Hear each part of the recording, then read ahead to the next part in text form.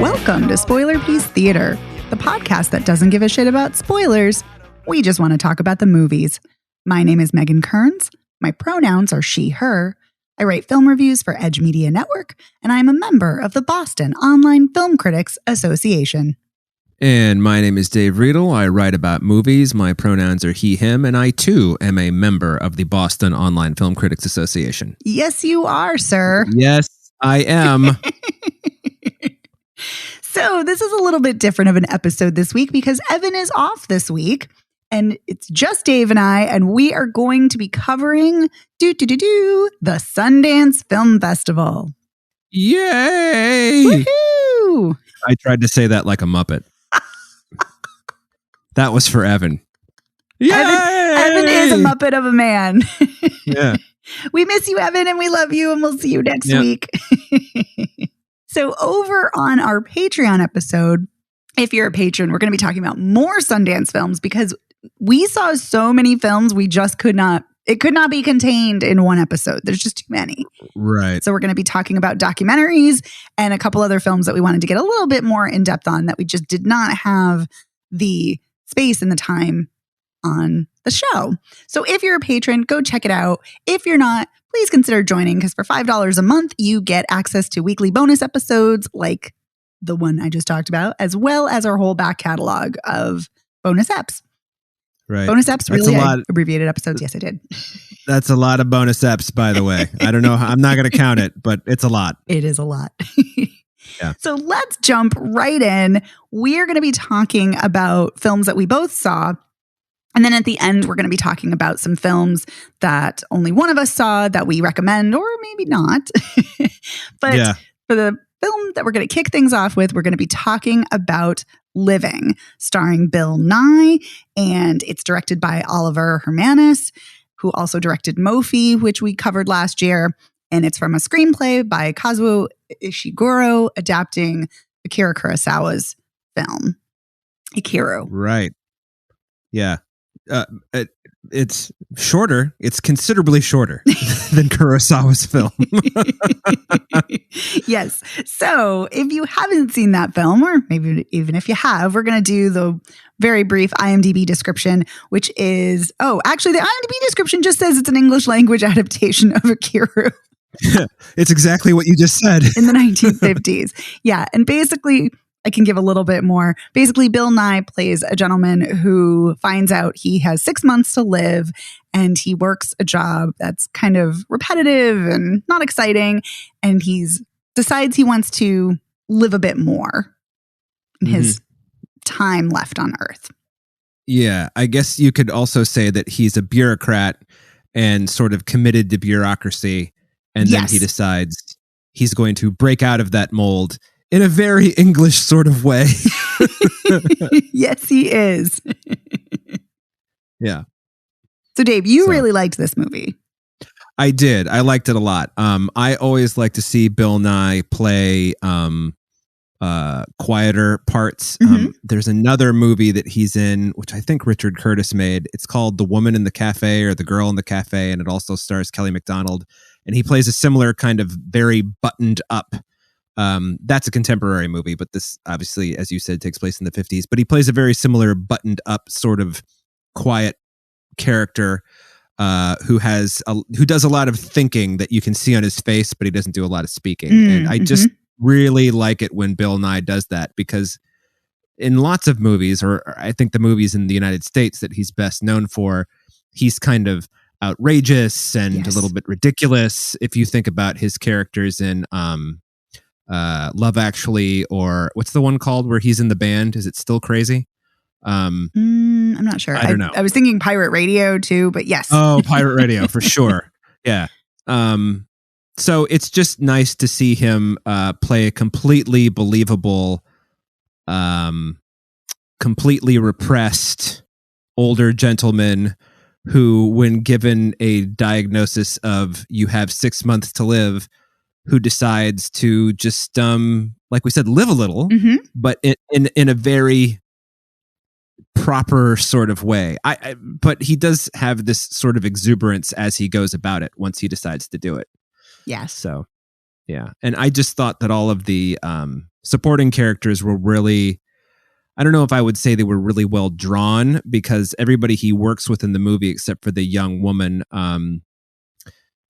Ms. Harris. I don't know if they ever call her by her first name, which is Margaret, but Ms. Harris, she's really the only one who's a little bit different from the rest of them. All the other people he works with are also similarly buttoned up, except for the new guy, who I think is probably what Bill Nye's character thought he would be. Yes. But didn't end up becoming. Yes, great point. Thank you. And I just really loved it, and it moves very briskly, even though there's a lot of story in there.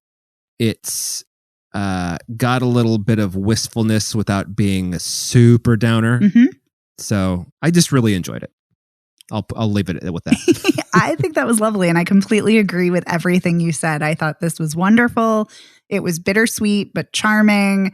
Bill Nye, this might be my favorite Bill Nye performance, which I'm kind of I know, I was kind of surprised by, because I love when he's outrageous and so hilarious, but he is just, his tone of voice is completely changed. His body language is completely different. And I just really appreciated seeing such a tender, restrained side of him and as an actor. And I really loved that. And I really love the message of the film about, enjoying the small moments and really making the most of everything, which obviously is a message that many films and stories tell, but it's one I never get tired of hearing. And I think the cinematography is really great. It's really beautiful, but also I think it does a great job through the cinematography and editing of showing the kind of monotonous day-to-day life that Bill Nye was leading and his coworkers are leading as well. Yeah. And the ending I was a sobbing mess. It was just so lovely when he's sitting on the swing in the snow. Yeah. And he's so happy he's gotten this thing done for this community. Yes. And he's like, and now I'm done. Yeah. Yeah. No, I agree. And it's really interesting, because I think it's interesting that the film, he dies in the middle of the film, but you see more of him as it goes on. And I just think that's a really interesting way of cutting the film. And I just thought this was lovely. Yeah, it's interesting that you mentioned that, because when he dies 2/3 of the way through the movie and there's like a half hour left, it's like, wait a minute, is this the fucking Homesman all over? What is this? But then, then they bring him back. I have bone to pick with that movie. I know, but I was just like, I was really looking forward to seeing, when I saw the Homesman, I'm like, all right, fucking lead performance by one of my favorite leading women. And then she's dead after an hour. And you're like, Jesus Christ, her name's first on the poster.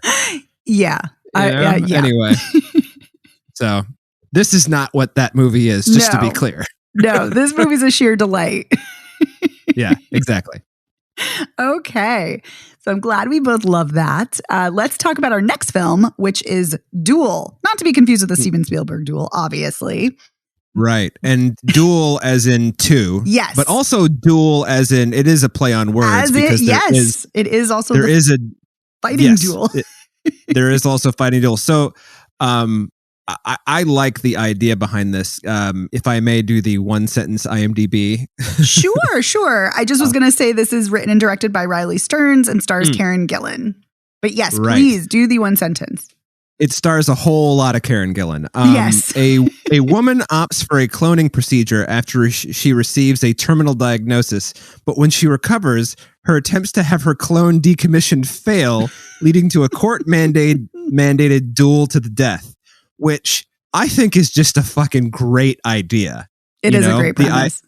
The idea that, like, okay, I have a terminal illness, and in her case, there's only a 2% chance of recovery, but then she's one of the 2%.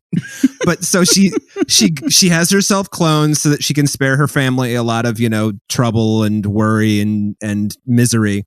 But then her clone's like, but no, I like being alive. This is ridiculous. I'm staying around. So her clone sues her to also live. And so that's where the duel to the death comes in.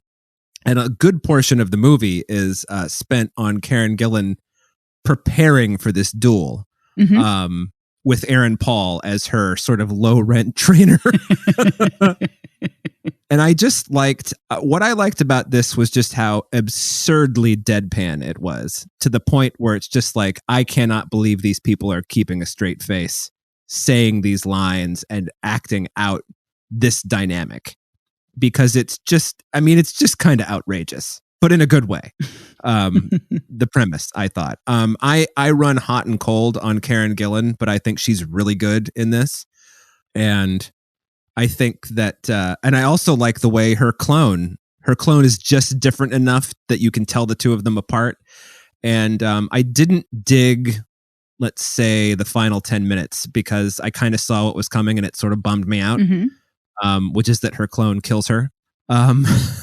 Before they get to the duel, I might add, the clone pretends to like make up with her, and then they're going to leave the country because you're not allowed. You have to duel to the. It's a law. You have to duel to the death if your clone wants to, and so they decide they're going to leave the country together, and the clone poisons her.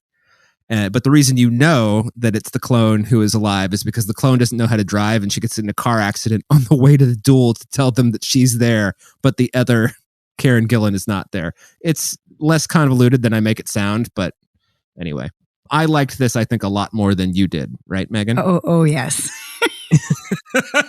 I'm actually so glad you liked this because this was my least favorite film in the entire festival. Wow. And you saw a lot of movies. I did. So. Yeah, I will say on the good side, I did also really like the premise. I think it's really, really smart and really interesting. And I love Aaron Paul. I love him in anything and everything. I think he is really funny and he's really great in this. He is. He's so great. I am not a Karen Gillan fan, clearly, because the more I see her and I'm like, oh, just no. And she picks some interesting roles, so it's kind of unfortunate that I'm not a fan of hers. But yeah, and I just did not like the humor at all. I know it's a satire. I know it's super absurdist, and it just did not work for me. So, yeah. All fair. I can see how this would not work for some. This is not a movie for everybody. No. Yeah. And I feel like either you're all in or you're just not. Right. And I was all in. Yes. Because I was just like, the moment her clone, because what happens is she gets cloned and her clone shows up. They bring the clone out and she's looking at herself and they're like, oh, we had a slight error in the DNA. Your clone has green eyes instead of your blue eyes. And I was just like, ding, This is where it all begins.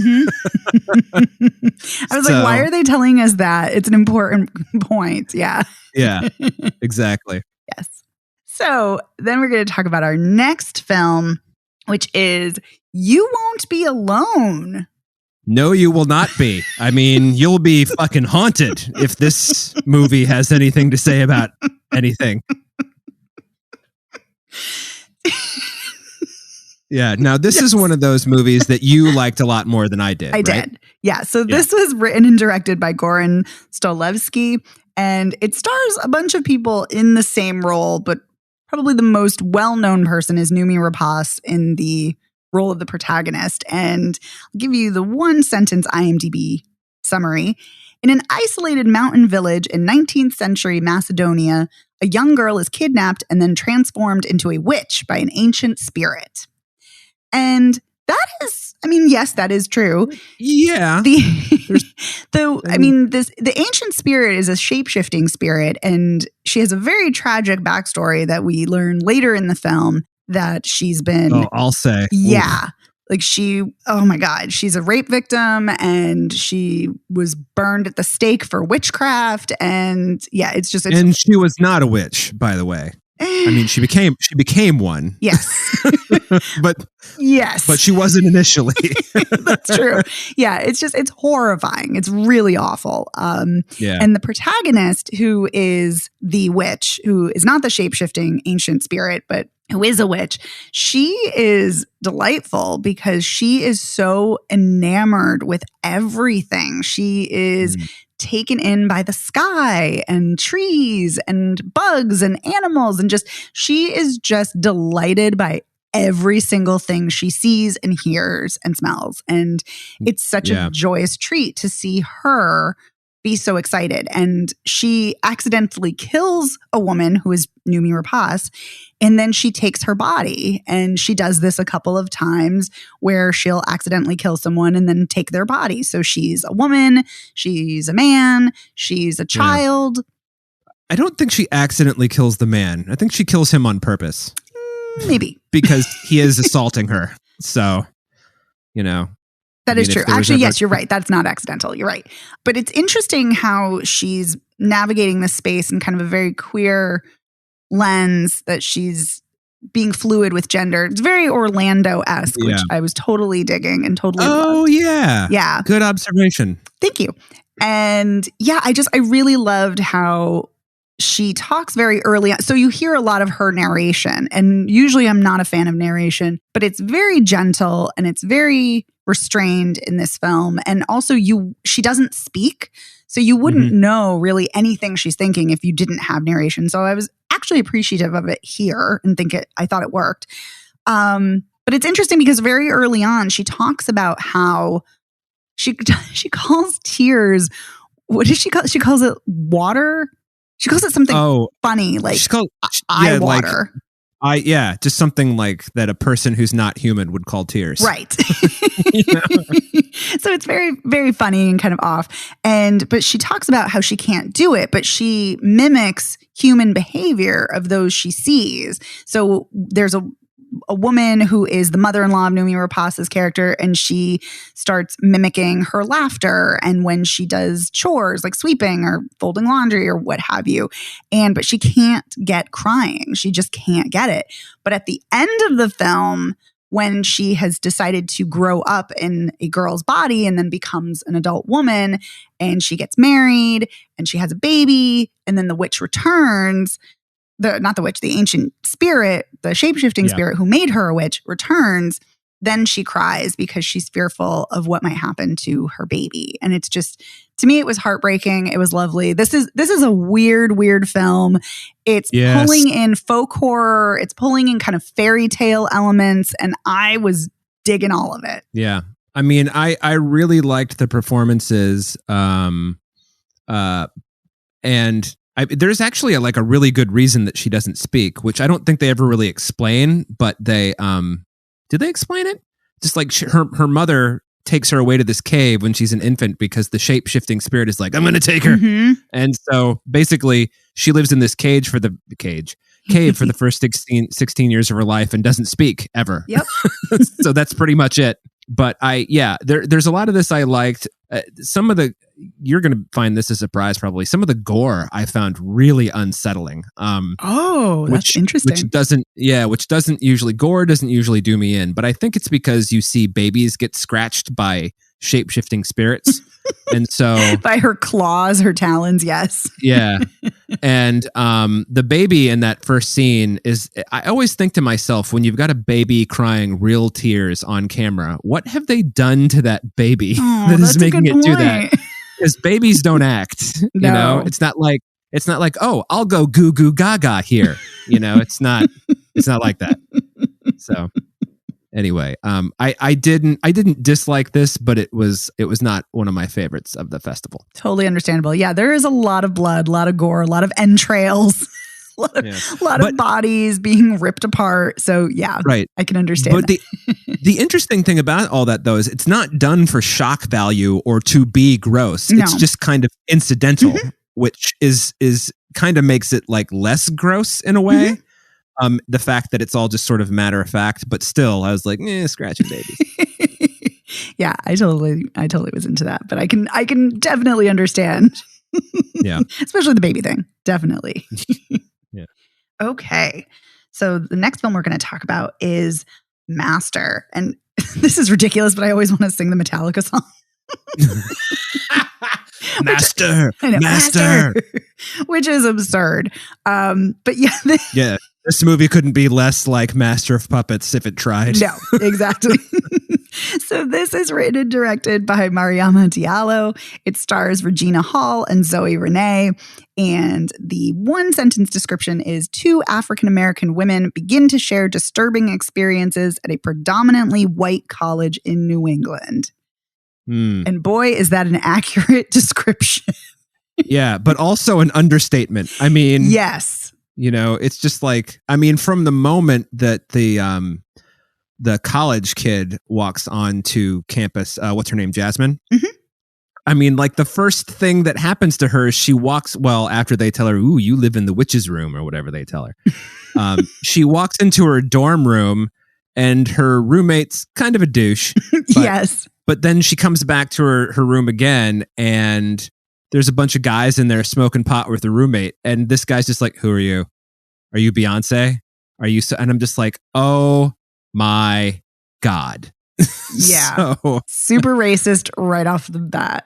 Right. But but the thing that's about it is I mean, I know that guy knew he was being racist, but a lot of the characters don't realize they're being racist. Mm-hmm. So it's just like double cringe sometimes. So, I mean, I don't know. But you have lots of things to say about this, I think.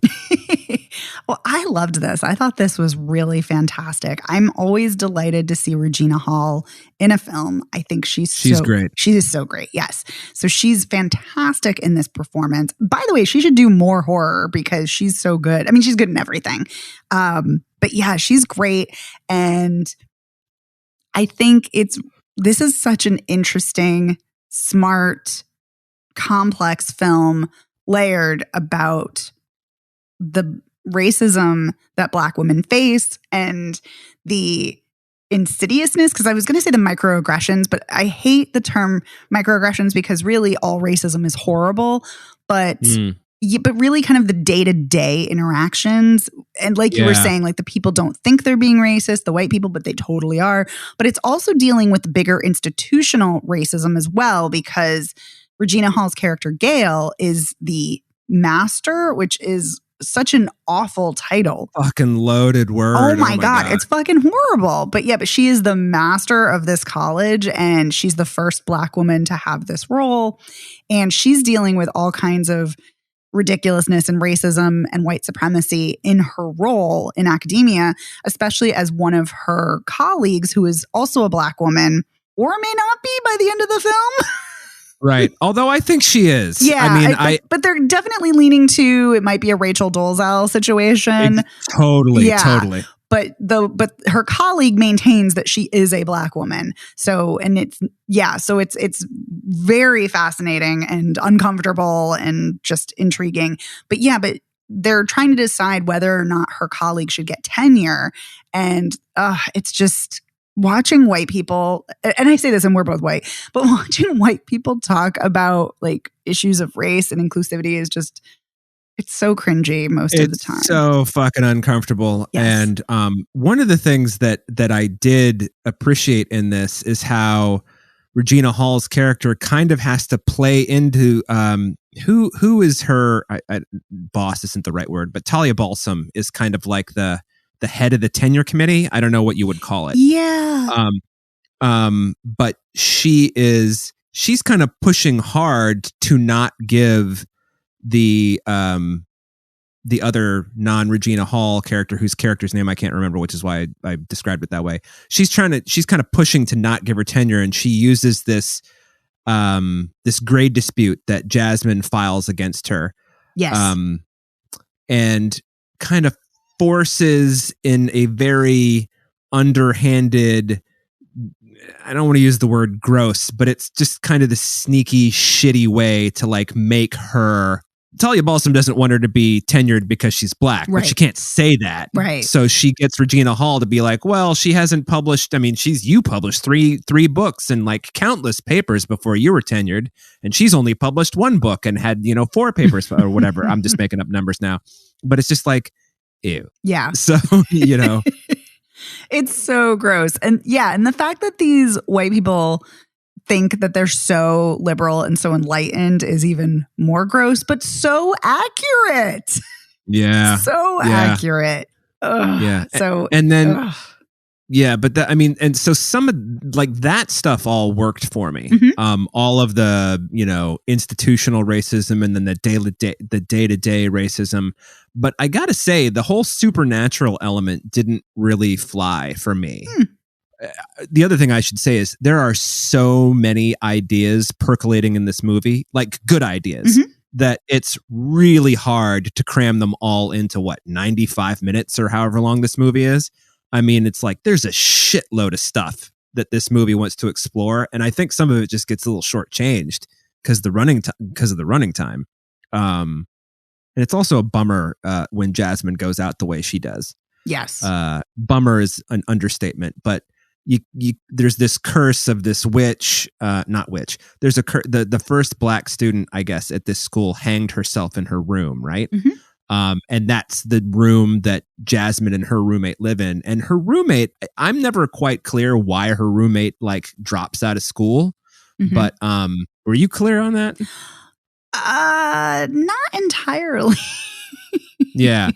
Because I kind of got the sense because of what was going on with Jasmine, and it seemed like it had to do with Jasmine's nightmares, because Jasmine also is someone who she sleepwalks and she has these violent nightmares. I don't know if she has them beforehand, but she definitely has them when she moves into the dorm. Yeah, and her roommate says that she's going over to check on her, but Jasmine has kind of I don't want to say a violent reaction, but an aggressive reaction because she's defending herself because she thinks she's being attacked. Right. So that was the sense I got, was that, but I don't know why she left the school altogether. I definitely wish I had watched this twice, because I think this begs more rewatches, because there is so much packed into it. I mean, this is one of those movies where if you get up to go to the bathroom, you are going to miss something. Yeah, you've missed everything.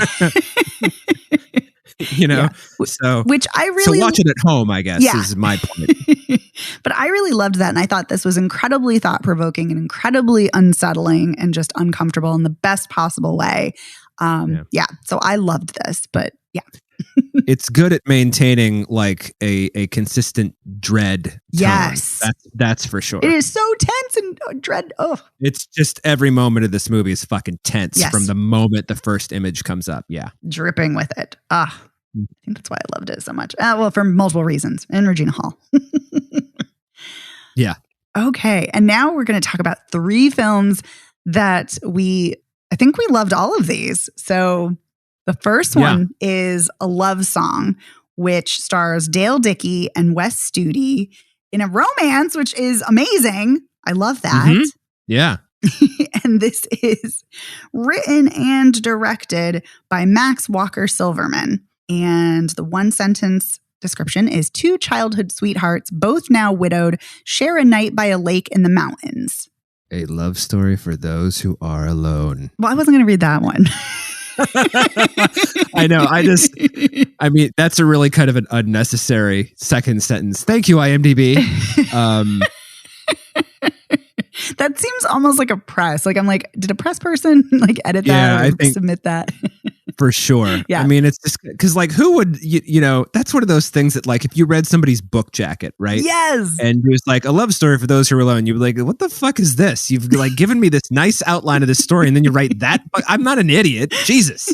I don't know if I needed that spelled out for me. Yeah. Yeah. Thank you. Thank you for just here's the hammer and my head is the nail. Okay.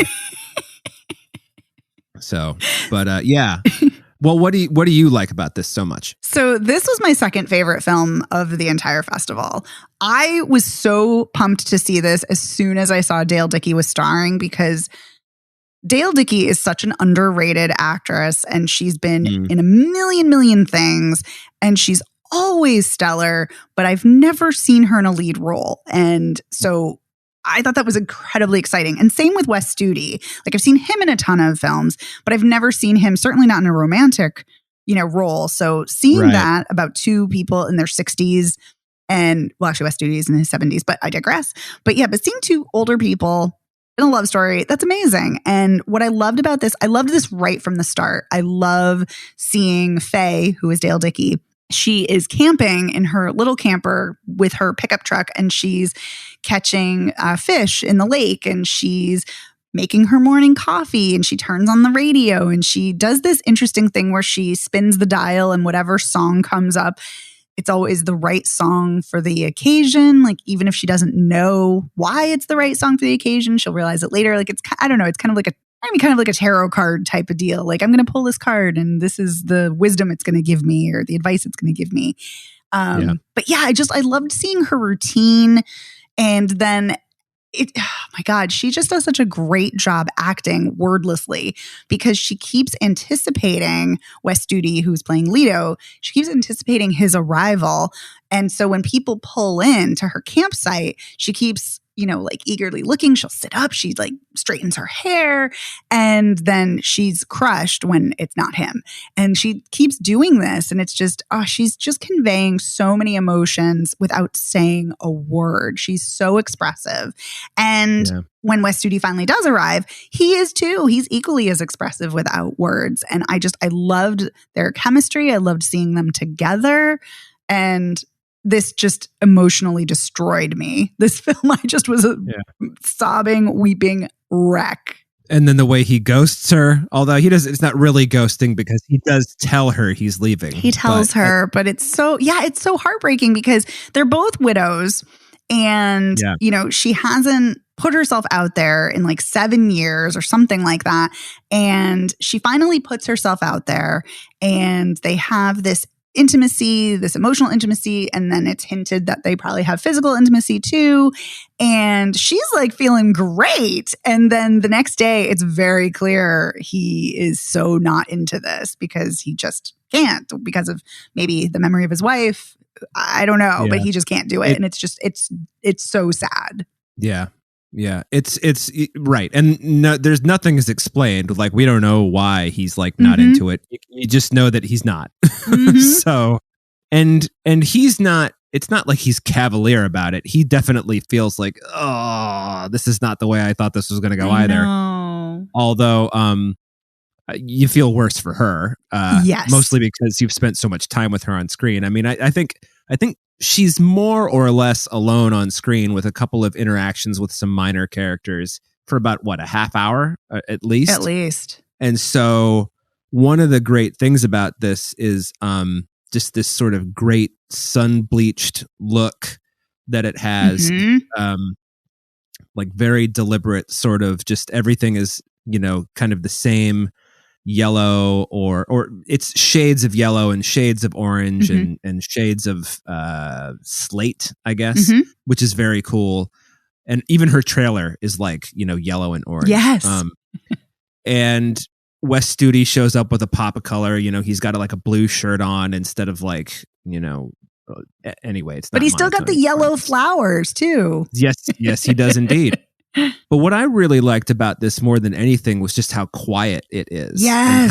And how it lets the characters just be contemplative. And how I've said this lots of times on the show. I love it when you can see a character thinking. You're not seeing it's not like when Arnold Schwarzenegger characters think on screen, because it's like Arnold Schwarzenegger being like, this is what someone would look like if he was thinking. No, these are actors who Faye is thinking, Leto is thinking. Yes. Not Wes Studi thinking or Dale Dickey thinking. So there's a lot of that in this movie. And there's also, I just sort of like all of the weird practical stuff that goes along with camping that pop up. I do too. Like the fact that she's parked her trailer maybe on someone's grave. That's so weird, but I love that. I know. And what the thing that's funny about it is this little girl, and I'm guessing her 4 brothers or her cousins or something, they come over and she does all the talking, and they're like, would you mind moving your trailer? Because, we buried my dad here and we're afraid that the rains that are coming are going to wash away I don't know what happens. They didn't like the view anymore. Oh, that's right. Because somebody built an oil rig. Yes, right. That's it. Which I just loved that. Right. And so she's like, well, I can't. I'm waiting for someone. And then the little girl says, okay. And she goes back and she and her 4 brothers literally get in a huddle. I know. It's and then so cute. Yeah. She turns around. She's like, okay, we'll do it another time. And then they just leave. And it's like, there's no fucking move, lady. It's just like, okay, you're camping here. We understand. And then they just go about their business. It's that kind of movie. And I just kind of love quirkiness that has a point. Yes. As opposed to just being quirky for the sake of it. Yeah. Completely agree. Yeah, this was just such a tender, gentle, subtle film. I completely agree with you. I loved it for all of those reasons. I love the color palette. I love the cinematography. Yeah, and you're right. The film allows the characters to breathe and just have these moments, and you see them thinking, like you said. You also see them reminiscing, again, wordlessly, and you can tell they're mulling over their time together and their time with their previous spouses and all the years that they didn't talk to each other. And it's just, oh my God, I loved this film so much. I think it's just wonderful. Yeah, I agree. Definitely a highlight of the festival. Yeah.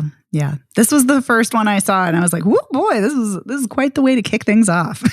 Yeah, this is the first movie I saw too. Oh, yay. Yep. I love that. Unfortunately, there were like 14 movies that premiered at the same time that you're like, I want to see all 14. I'm making up a number. I want to see all 14 of these. And then you have to choose one. Of course, which I know is always torturous. But yeah. Oh, but this is just, oh my God. I could just keep going. I will say this and then we'll move on. I loved what it had to say in a way, because I was like, it doesn't really overtly say this, but what it expressed and conveyed about loneliness and connection. I just loved it. Loved it so much. And I want to see Dale Dickey in more lead roles, and Wes Studi too. Yeah, for sure. Both of them. Mm-hmm.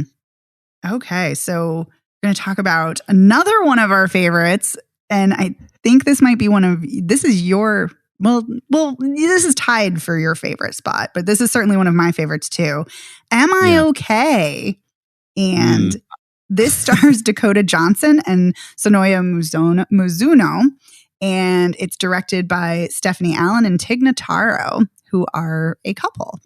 And, I have to tell you what it's about. Right. So this is a little bit longer.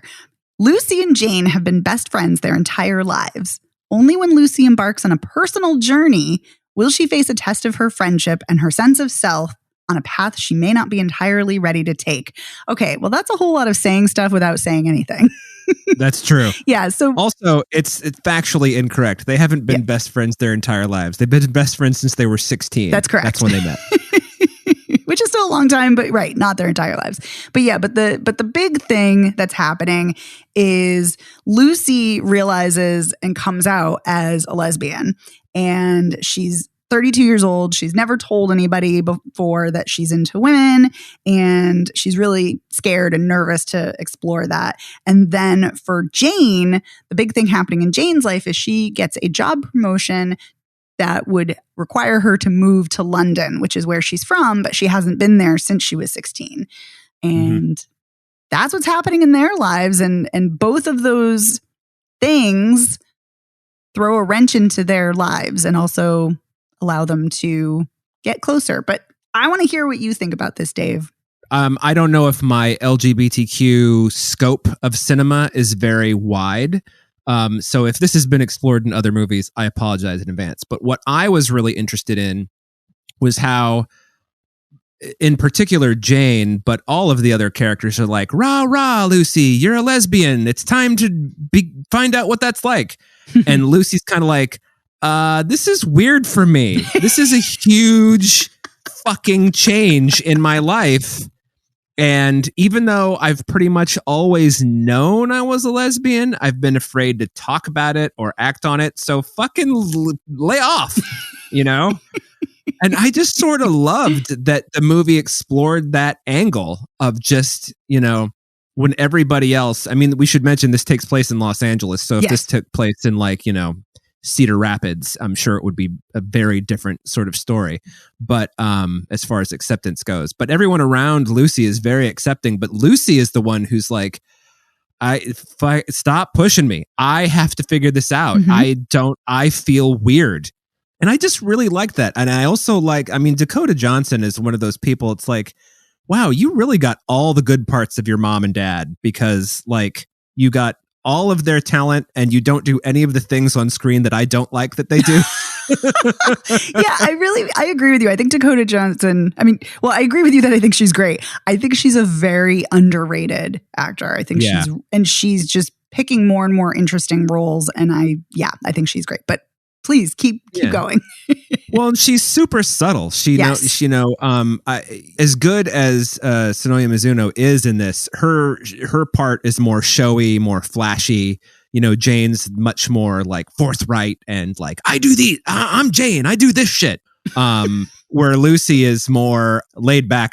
She's just buttoned up. Yes. Yes. And is she buttoned up because she's always had this big secret, or is she naturally buttoned up? Like, naturally is the wrong word to use. Or is she buttoned up anyway? And one of the things that, happens in their friendship is that because Jane is always pushing Lucy, that comes to a head because Lucy, of course, has resented it for years. But because of the whole coming out thing, it kind of boils over. Mm-hmm. And that causes a big rift in their friendship. You always do this. You always did, like, them accusing each other of things. And you've actually heard that kind of stuff in movies before, but I think that their performances are so good that it doesn't really matter that you're kind of seeing a fight happen between two best friends, which has happened in other movies. Mm-hmm. And I also like how Lucy's first experience with a woman is also with a woman. Well, Lucy's almost 100% sure that she's a lesbian, but then she has this coworker whose name is Brittany, right? Mm-hmm. And Brittany is questioning. She's decided. I don't know how you would describe it, but Jane even says to Lucy, "Don't make your first experience with someone who's also questioning her sexuality, because that's just going to be a mess." And then it turns into a mess because Brittany gets weird. And so in Dakota Johnson's kind of like, well, that was actually kind of fun. I like that. You want to get together again? And Brittany's like, I don't know.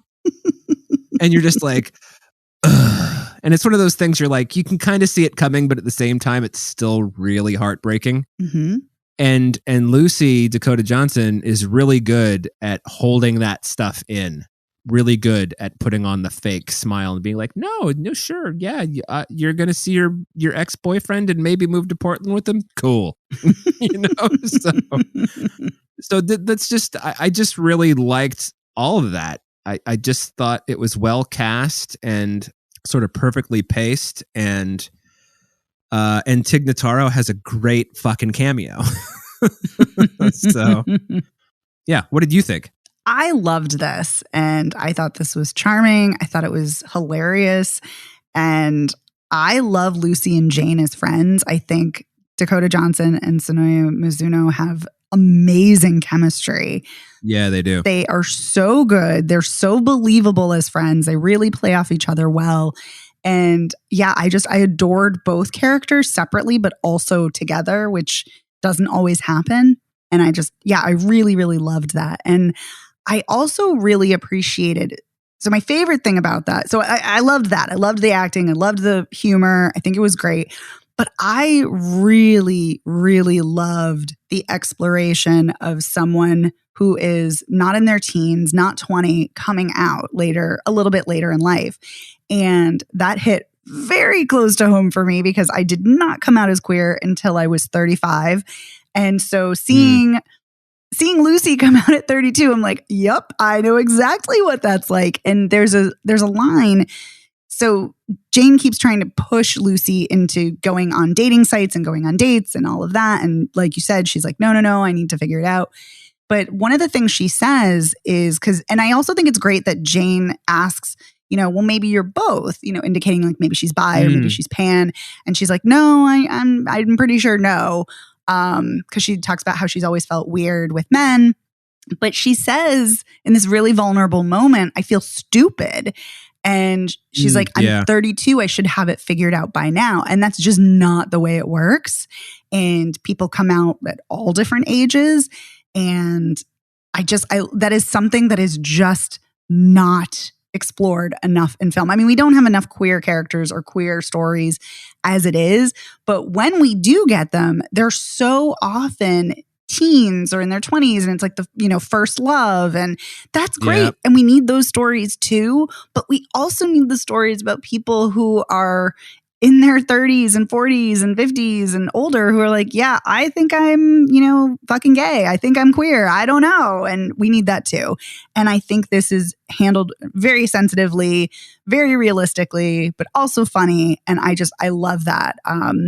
And yeah, talking about Brit, and because they call her Brit, which I don't know why that always cracks me up, but it does. But Kiersey Clemons is great. I love her as an actor too, and she's queer in real life. So I always love seeing queer actors in queer roles, although she's may not be queer. We don't know because she says that she believes sexuality is on a spectrum. So she might be, sexually fluid, or maybe not. Or maybe she had her night with Lucy and realized that's not for me. Or maybe she just wasn't into Lucy anymore. Who knows? But I like that it is exploring all of these things and it's doing it with sensitivity and nuance and respect. And I really appreciate that tremendously. Yeah. I'm not going to pat myself on the back too much here, but you may be interested to know, Megan, that I wrote a long piece of narrative nonfiction about men who come out after the age of 40. Well, that's great. Yeah. We need more of that. Yeah. Found some guys who are, there's a community of guys who meet, and I'm sure all over the country, but I found some guys in New York who just got together and talked about what it was like to live that. It was fascinating. Yeah, I lived that. Not as a man. Yeah. No, but I mean, it's just, I remember when I was telling people that I was doing that story, they were like, why would you do that? And I'm just like, because people come out late in life too. Exactly. Jesus but I love Christ. that you had the wherewithal to know that and to be sensitive to that. But these silly fools who are like, why are you doing that? Well, it's just I don't want to give Brit too much credit, but everything's a spectrum. Yes. I mean, age is a spectrum, right? So you don't figure it out until you're 62. I mean, that happens, I don't know. Or maybe you don't even figure it out then. I don't know. So things take there are time lots of things I sometimes. Don't know. Yeah. And for people who do know it right away, that's amazing. That's great. But not everybody's journey is that way. And sometimes things take a while. And so I definitely could personally relate. And it was exciting to see that on screen. And I also read that Maria Gates also had that kind of similar experience. She posted that on Twitter and had a great review of the film as well. And so it's nice. It's nice when your work resonates with people and when you feel seen. It's lovely. It's great. Oh, there was also one other thing I wanted to mention. When Lucy and Jane have their falling out, the movie does a good job, I think, of portraying how terrible they feel. Not just because they feel terrible, but they feel terrible that they've really wounded their friend, and they're not sure what to do about it. Yes, and their hesitance to talk to each other is not out of resentment or anger. It's just I don't know how to repair this, so I have to take a step back. Which also feels very realistic. Oh, for sure. I think that kind of shit happens to deep friendships. I don't want to say all the time, but I feel like a lot of times when people have fallings out, a lot of times when people fall out, how about that?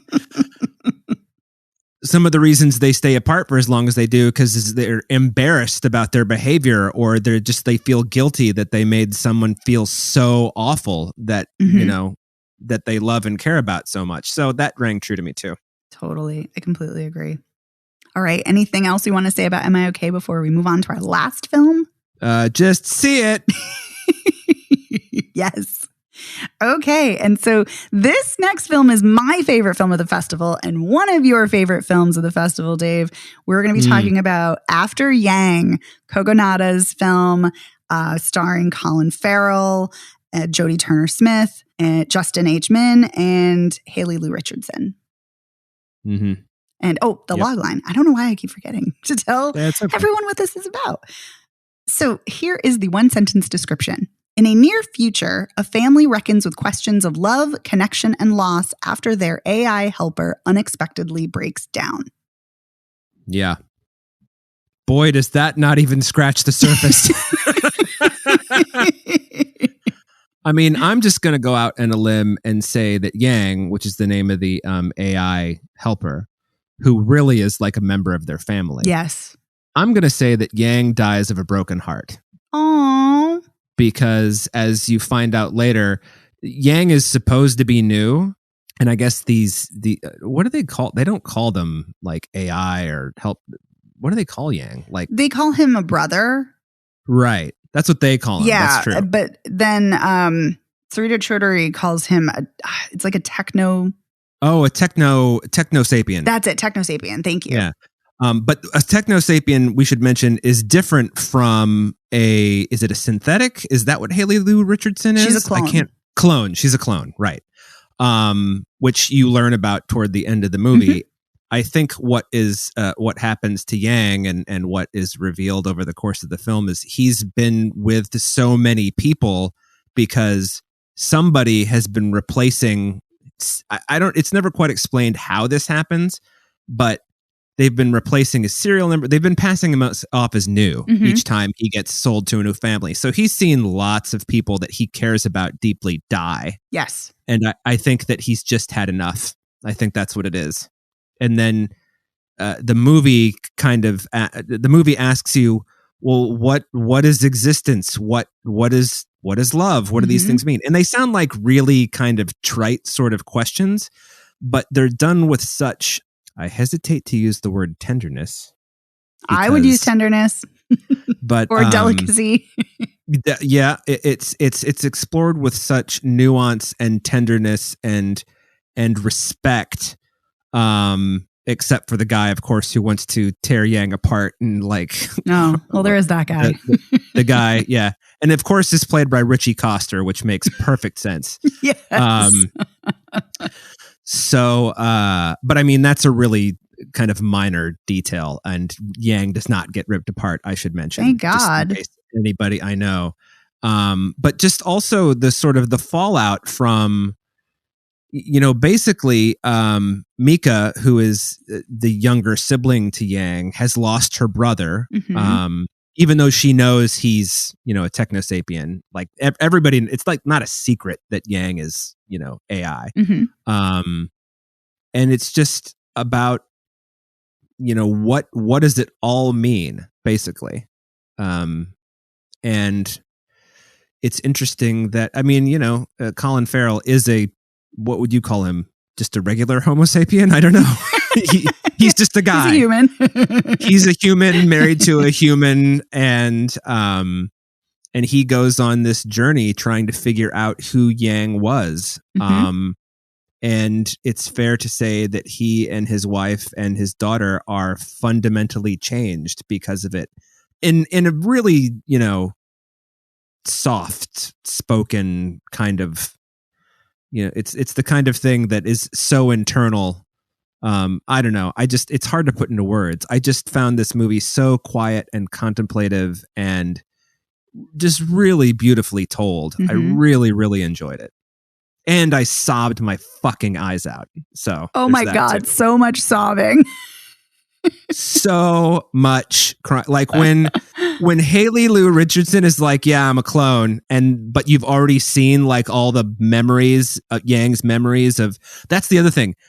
Yang has this chip, which I guess is illegal, or it was a test. It's not exactly sure why it's in there, but there was a period of time when these AIs had this processor that allowed them to record like something like 6 seconds a day of something that they were doing, 6 continuous seconds, not like a second here, a second there. And the idea was, what do these synthetics think is important?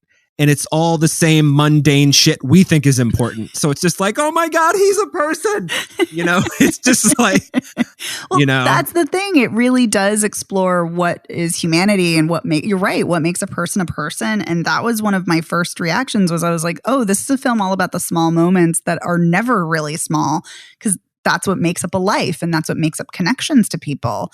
And yeah, I think this is one of the most beautiful films. I loved it. It's lyrical. It's stunning. It's the gorgeous cinematography, wonderful production design, a really delicate score that absolutely loved. The score was great. So great. The performances are wonderful. I mean, I like all of the actors here. I was so glad to see Kogonada direct Haley Lu Richardson again because she's so stunning in Columbus, which is just one of the most wonderful films. And so I could not wait to see this film. I've been waiting for this film for like 2-3 years now because it kept getting pushed back because of COVID, or got pushed back because of COVID. But yeah, it is absolutely wonderful. It is aching and existential and transcendent. And I just loved every single thing about this, from the way it looked to what was being said on screen to the emotions and the themes it is exploring. I loved everything about this. And I also really liked when Colin Farrell and Jodie Turner-Smith are remembering their interactions with Yang. Yes. You see them remembering them differently because that's how memory works. You remember things differently. Yep. And I also like that, I can't remember who, I think it's Haley Lu Richardson who says, Yang wasn't, he never questioned whether he was human or not. He questioned whether he was Chinese. Right. And I was just like, oh my God. It's like, of course that never even occurred to me. It's just like, what does it all mean? Well, that's the other really interesting layer about the film too. And the film, I think, does such a great job with world building without really wasting a lot of time exposition wise on the world building, which is so interesting for sci-fi films. And yeah, so Colin Farrell's white, Jodie Turner-Smith is a Black woman, and their daughter is Chinese because they've adopted her. And that's the reason they got Yang, because they wanted her to have a brother. And so he's Chinese and he can teach her about Chinese history and culture and food and all of these things. And yeah, it's so interesting that that's another layer to it about, his questioning his identity and ethnicity is so fascinating too. Yeah, it really is. And Justin Min is just terrific. He's not on screen very much, but he's just when he terrific. is. Yeah.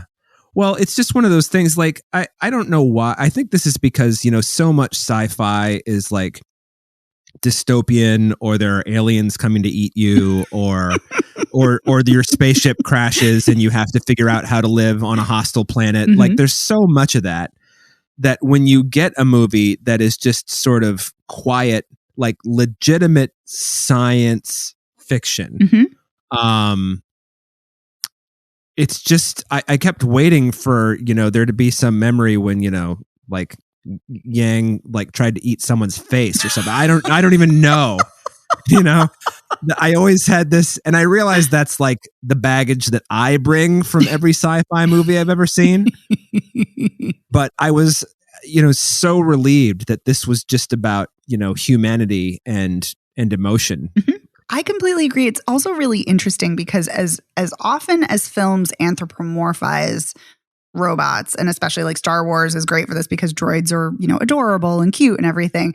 But for as many stories as we get like that, there are so many TV series, films, books that talk about the terrors of technology and AI. And so you're right. You are always kind of waiting for something horrible to happen because that is such a pervasive trope in sci-fi. But here, it's just it's so lovely to just see like, oh, no, he really was a member of the family. Oh, he had his own memories. Oh, he was exploring his own, identity and humanity. And it's just so wonderful. It's just nice. It's a breath of fresh air. Yeah. And maybe having a romantic relationship with Haley Lu Richardson, Yes. And she even, Colin Farrell's like, were you two like, I don't think he even finishes the sentence, and she just says, "We never thought about it like that." And I was just like, like, sure, why not? Why not? Why would they? Why would they think about it the way you think about it? Well, that's the thing too. It's like clearly they had this intimacy, this connection, something, but it was undefinable, and or defined differently than how we might define it as humans. And yeah, it's just great. Yep. Agree. Can't recommend this movie enough. I mean, if you don't like quiet movies where, it's all emotion driven, then skip it. But if you do like that stuff, and you should, definitely see it. Oh my God. Yeah. I cannot recommend this film enough. It is beautiful and wonderful. Oh, it's so good. Yeah. Well, on that note, let's recommend, or maybe not recommend, tell people to stay away from some films, but let's recommend some other films that we don't have enough time to talk about. So Dave, what are some other films you would recommend? I would recommend Cha Cha Real Smooth, which I can't believe that's the name of a movie.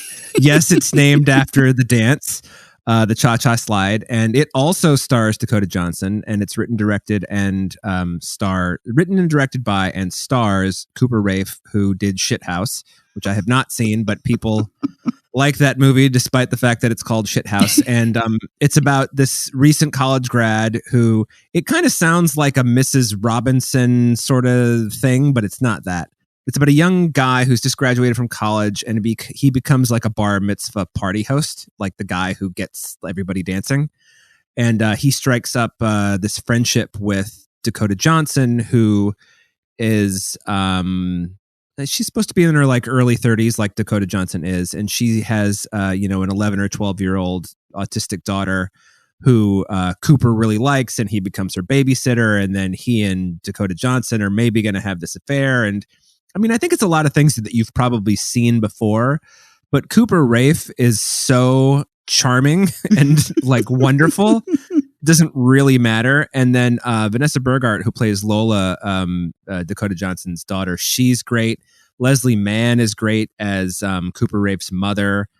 Brad Garrett has a small part as his stepdad, who just gets shit on endlessly by Cooper Raiff, but I wouldn't even say in a good-natured way, but by the end they come to an understanding about each other. And I don't know, I liked it. It's not perfect. I don't think that Cooper Raiff and Dakota Johnson actually have great chemistry together, but I don't think that detracts too much from the overall story.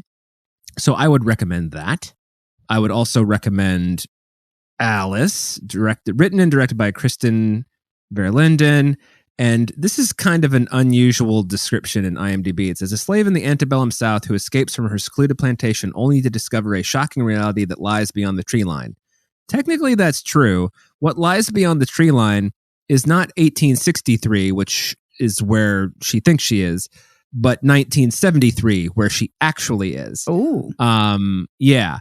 And so it's this the movie never really explains whether she's actually crossed some time threshold or whether her enslavement is all in her mind. And when she comes to in 1973, that's when she realizes that she's free and she's been kept down just as a person.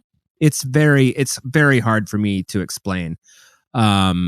Common is the guy in 1973 who helps her on her journey. But what's really, really interesting is when she's in the past, the I guess you would call him the master or the owner, the whatever fucking horrible word you want to use for that, played by Johnny Lee Miller, I might add, who is, in case you have forgotten, is really good at playing a creep.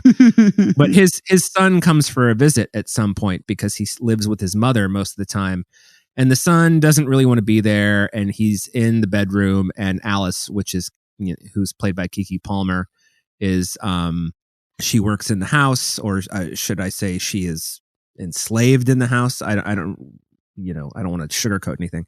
And she hears what it like sounds like a radio, and then she opens the door, and the kid's got like a transistor radio, but it's the middle of the 19th century, and so then Alice knows his mother, and her name is, I can't remember what her name is. It's like Rachel Bennett or something like that. So when she's in 1973, she finds the phone book and she calls every Rachel Bennett until she finds the correct one, and then meets her at a diner. And Rachel Bennett's like, yeah, you live on the plantation. What the fuck?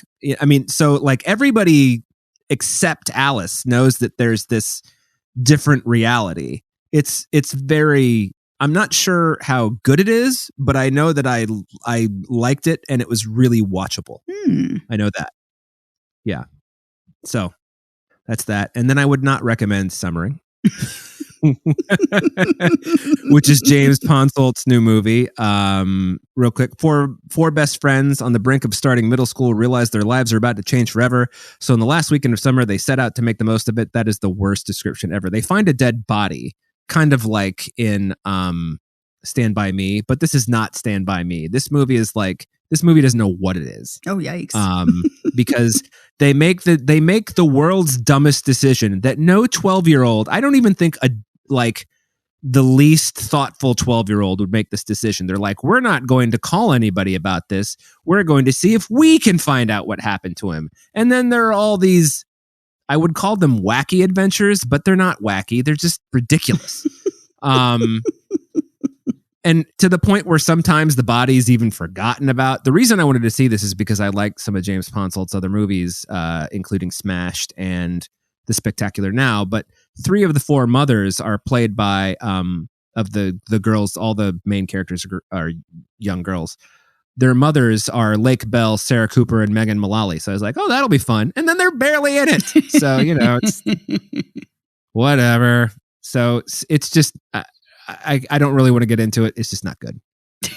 And last movie I want to talk about, which I don't think you saw this one either, is When You Finish Saving the World, written and directed by Jesse Eisenberg. And if you imagine Jesse Eisenberg, the way he plays characters, imagine one of those characters writing and directing a movie. And then you have an idea of the sort of energy of it. I will say that Julianne Moore and Finn Wolfhard give very good performances. She's mom, he's her kid, and it's just about these 2 people who can't. She runs like a women's shelter, and he's this kid who's got who plays live songs on the internet and has a shitload of followers. And they can't agree on anything, and they don't really like each other very much. And then another young man comes into Julianne Moore's life, and she tries to basically turn him into her son. And it's just kind of predictable, and it's fine, but there's nothing really particularly special about it. So those are the 2 movies I would not recommend, but the other 2, fine. All right. And I saw so many films, so I'm only going to talk about the ones I would recommend because otherwise we might be here all night. I'm actually really sad we didn't get to talk about this, but I hope that when it gets a wider release, we will, because I love this film so much. It's the horror film Nanny, written and directed by Nikiatu Jusu, and it stars Anna Diop as a Senegalese American, a Senegalese immigrant, and she works as a nanny for a rich white couple and bonds with the daughter, and she's trying to work to save up money to bring her own son to the U.S. Actually, she might be Sierra Leone. I can't remember because I was like, yeah, because the filmmaker is Senegal. It's Senegal because the filmmaker is Sierra Leonean. But yeah, so anyway, Anna Diop plays a Senegalese woman who comes, and it's exploring a lot about race and racism and what immigrants, especially immigrant mothers, must go through when they're working, and it's dealing with a lot of class issues and labor issues because they don't pay her on time. And yeah, and it also is really deftly weaving in West African folklore and spirituality into it. So it's a fantastic film. It's incredibly visceral, incredibly emotional, intense. It's great. And then another one I would recommend is God's Country, which is written and directed by Julian Higgins, adapted from his short film, which was based on a short story, and it stars Thandiwe Newton.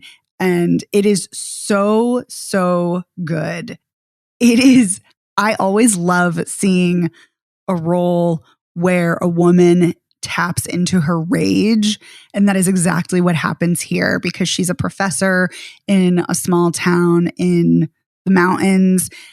I'm not sure where, but somewhere in the possible Midwest. And she just has to deal with a lot of racism, a lot of sexism. And she starts to have a battle of wits with these 2 hunters who want to park their truck on her land, and she tells them, no, you can't. And then it goes from there, and things escalate. And Thandiwe Newton is such an amazing actress, and she's phenomenal in this. And this was just a great, great slow burn film that I really, really enjoyed.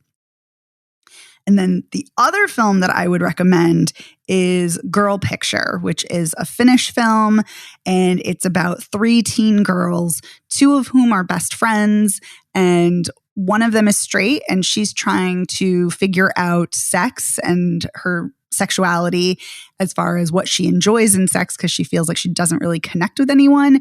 And then the other best friend is queer, and she starts a queer relationship with another girl who is an aspiring ice skater. And it's a lovely film. It's a lovely coming of age film. It's great to see these two girls who are best friends and how supportive they are with each other. And there's a great scene where they have this big fight, and immediately they like hug, and because it's like this emotional moment because they just want to reconcile. It's just lovely. So it was just a delightful film. So those are the ones I would recommend.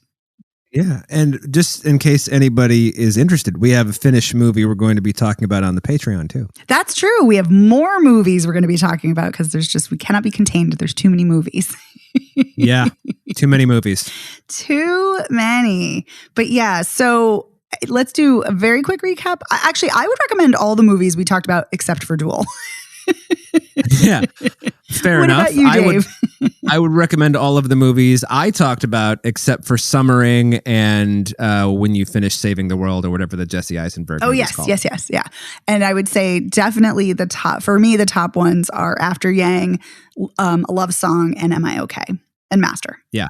And I agree with I agree with all that except for Master, which there was too much going on for me and I didn't see Nanny. Yes. So. Fair enough. So we want to give a huge thank you to our amazing editor, Otto Klammer. Otto, thank you so much for making us sound great week in and week out. Thanks, Otto. You can find Spoiler Piece anywhere you get podcasts. We're everywhere. You can also find us on our website at spoilerpiece.com. You can find us all over social media. We are at Spoiler Piece on Facebook, Twitter, Instagram, Letterboxd, TikTok, you name it, we are there. So come join us, follow us, say hello. And speaking of saying hello, you can email us at spoilerpiece@gmail.com, or you can call us at 862-21-PEACE. You can leave us a voicemail message. You can text us. Let us know, which films are you excited to see? Did you attend Sundance? If you did, which films did you see and which did you like? Did you agree with us? Do you disagree? We love hearing your feedback. Mm-hmm. And if you like the show, please rate and review us. That really helps us out, gets the word out about the show. You can go to ratethispodcast.com/spoilerpiece, and that'll bring you to your platform of choice. You can also rate us on Spotify now, which is great. And you can rate us on Apple Podcasts, which probably helps us out the most. But any way you rate us is wonderful and greatly appreciated. And if you really, really like the show, consider joining our Patreon. For $5 a month, you get access to weekly bonus episodes. This week, we're going to be talking about more Sundance films. And you also get access to our entire back catalog. And you also get to vote in monthly polls. And for this month's poll, we've already done it. And the winner we will be talking about next week. Waiting with bated breath. Indeed. So my name is Megan Kearns. I write film reviews for Edge Media Network, and I'm a member of the Boston Online Film Critics Association. You can follow me on Twitter at OpinionSWorld and on Instagram and Letterboxd at TheOpinionS. And my name is Dave Riedel. I write about movies. I'm a member of the Boston Online Film Critics Association, and you can follow me on Twitter, Instagram, and Letterboxd as Dave Sees Movies. And we'll see you next time. Bye.